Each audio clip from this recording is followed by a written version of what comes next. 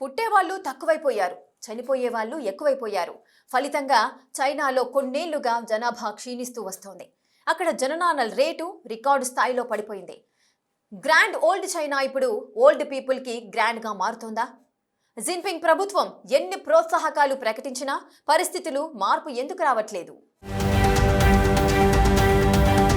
ప్రపంచంలోనే అత్యధిక జనాభా కలిగిన దేశం ఏది అంటే ఒకప్పుడు అంతా టక్కున చెప్పే ఆన్సర్ చైనా. కానీ ఇప్పుడు అది మారింది. జనాభా విషయంలో చైనాను భారత్ రీప్లేస్ చేసేసింది. జనాభా తగ్గడం దాకా ఓకే, కానీ తగ్గుతూ పోతూ ఉంటే ఇదే ఇప్పుడు చైనాను తెగ టెన్షన్ పెట్టేస్తోంది. ఆ దేశంలో జనాభా తగ్గుదల క్రమంగా క్రైసిస్ గా మారుతోంది. వరుసగా 4 సంవత్సరం కూడా చైనాలో జనాభా తగ్గింది. 10 ఏళ్ల కిందటి పరిస్థితులతో పోలిస్తే 2025లో దాదాపు 1 కోటి మేర జనాభా తగ్గుదల నమోదైంది. చైనా ప్రభుత్వ డేటా ప్రకారం ఆ దేశ జననాల రేట్ కూడా 1000 మందికి 5.63కి పడిపోయింది. ఇది 1949లో కమ్యూనిస్టు పార్టీ అధికారంలోకి వచ్చినప్పటి నుంచి రికార్డ్ స్థాయిలో కనిష్టం. ఇదే సమయంలో చైనాలో మరణాల రేట్ 1000కి 8 మందికి పెరిగింది. 1968 తర్వాత ఇది అత్యధికం. 2025 చివరి నాటికి చైనా జనాభా దాదాపు 34 లక్షలు తగ్గి 140.4 కోట్లకు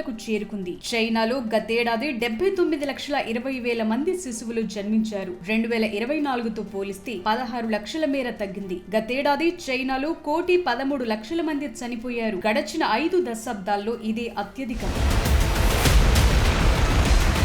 చైనాలో ఇప్పుడు జననాల కంటే మరణాలే ఎక్కువ నమోదవుతున్నాయి. 2025లో ఆ దేశంలో బర్త్ రేట్ ఏకంగా 17% పడిపోయింది. ఇది ప్రతికూల అంశమని అక్కడి ఆర్థిక రంగ నిపుణులు చెప్తున్నారు. ఆసియాలోని ఇతర దేశాలతో పోలిస్తే చైనాలో సంతానోత్పత్తి రేట్ గణనీయంగా తగ్గుతోంది. దశాబ్దాల పాటు వన్ చైల్డ్ పాలసీని కఠినంగా అమలు చేయటం వల్లే ఈ పరిస్థితి తలెత్తిందని చెప్తున్నారు. క్రమంగా వృద్ధుల సంఖ్య పెరుగుతుండటం, ఆర్థిక వృద్ధి మందగించడం వల్ల చైనా ప్రభుత్వం యువత పెళ్లి చేసుకుని పిల్లల్ని కనాలని ప్రోత్సహించేందుకు ప్రయత్నిస్తోంది. ఇందుకోసం వన్ చైల్డ్ పాలసీని సైతం రద్దు చేసింది. దాని స్థానంలో 2 పిల్లల విధానాన్ని ప్రవేశపెట్టింది. అయినా జననాల రేటు పెరగకపోవడంతో 2021లో ఒక జంట 3 పిల్లల్ని కనేందుకు అనుమతిస్తామని ప్రకటించారు.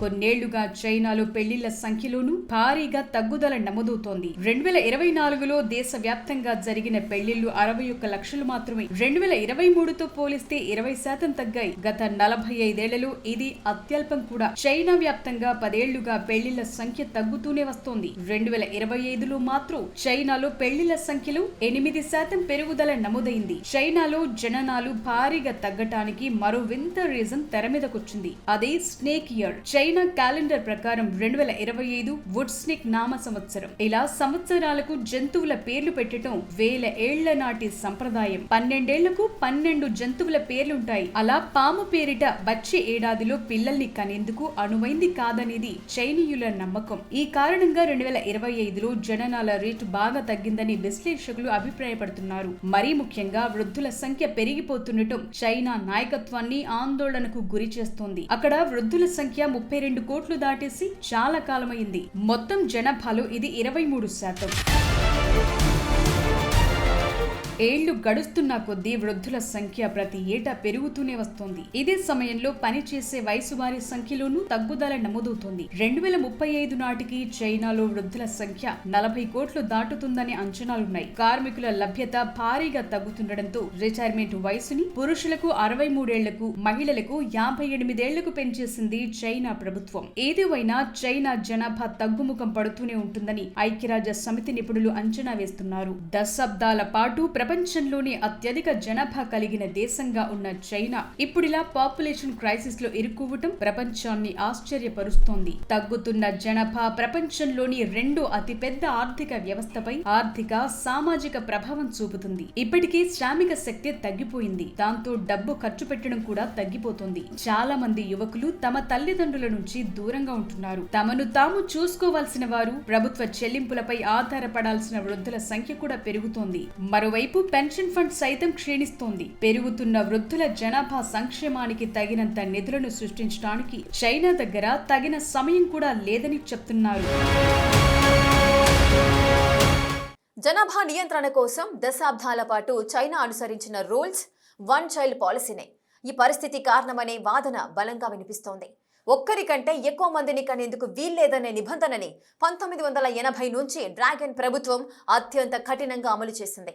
జనాభా తగ్గిపోతుండటంతో 10 ఏళ్ల క్రితమే ఈ నిబంధనని ఎత్తేసింది. అయినా లాభం లేదు. చైనా పబ్లిక్ ఎక్కువ మంది పిల్లల్ని కనట్లేదు. అసలు అక్కడి యువత పిల్లల్ని కనడంపై ఎందుకు ఆసక్తి చూపట్లేదు?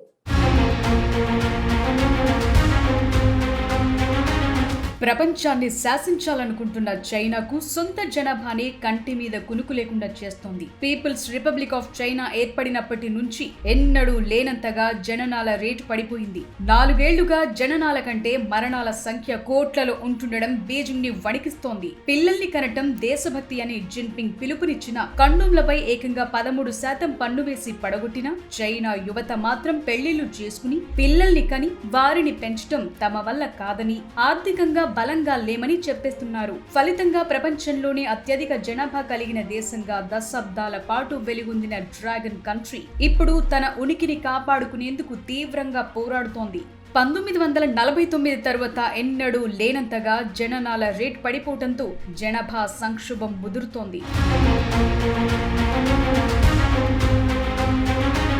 జనాభాని పెంచేందుకు చైనా ప్రభుత్వం అనేక చర్యల్ని చేపట్టింది. ఒక్కో కాన్పుకు 3600 యువాన్లు ఇస్తామని ప్రకటించింది. ప్రతి పిల్లాడి పెంపకం కోసం ఏటా కొంత నగదు ఇస్తామంటోంది. కొన్ని ప్రావిన్స్లు అదనపు నగదు ప్రోత్సాహకాలు, ఎక్కువ ప్రసూతి సెలవులు కూడా ఇస్తున్నాయి. అయినా సరే పిల్లల్ని కనేందుకు జనం ఆసక్తి చూపట్లేదు. ఇలా కాదని కండోమ్ల వాడకాన్ని తగ్గించే చర్యలకు దిగింది చైనా. అంతేకాదు కండోమ్లతో పాటు గర్భనిరోధక మాత్రలపైన ఏడాపేడా పన్నులు వేసింది. ఇదే నెలలో మరో 13% పన్నుల్ని పెంచింది. డే కేర్ సెంటర్లు, కేజీ స్కూళ్లకు కూడా పన్ను మినహాయింపుల లాంటి చర్యలకు దిగింది. అయినప్పటికీ జనాభా పెరుగుదలలు ఆశించిన ఫలితాలు కనిపించడం లేదు. పైగా ఈ విధానాలు వివాదాలకు దారితీస్తున్నాయి. కండోమ్స్, గర్భనిరోధక మాత్రలు, ఇతర పరికరాలపై అధిక పన్నులతో అనుకోని గర్భధారణలు, హెచ్ఐవి కేసులు పెరుగుతాయనే ఆందోళనలు వ్యక్తమవుతున్నాయి.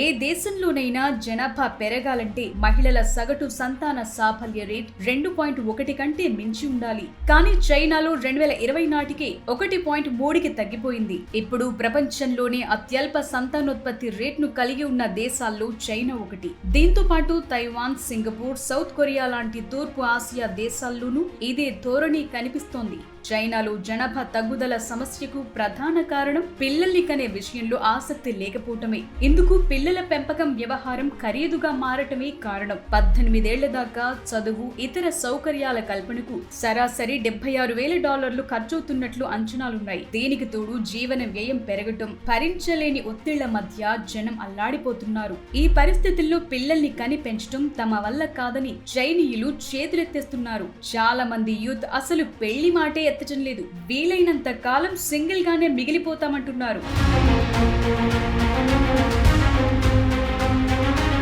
చైనాలో పిల్లల్ని పెంచటం అనేది ఓ భారీ ఆర్థిక భారంగా మారింది.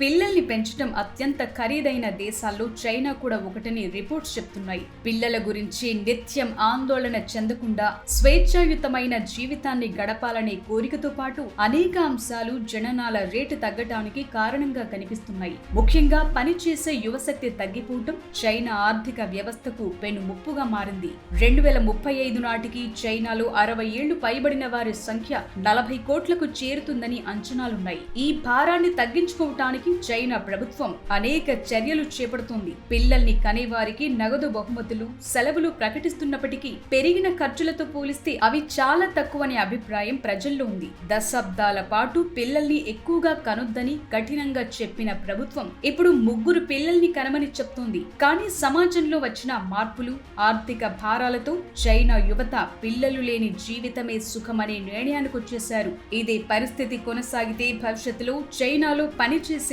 చేతులు తగ్గి వృద్ధుల సంఖ్య పెరిగి ఆ దేశ ఆర్థిక వ్యవస్థ కుప్పకూలే ప్రమాదముంది.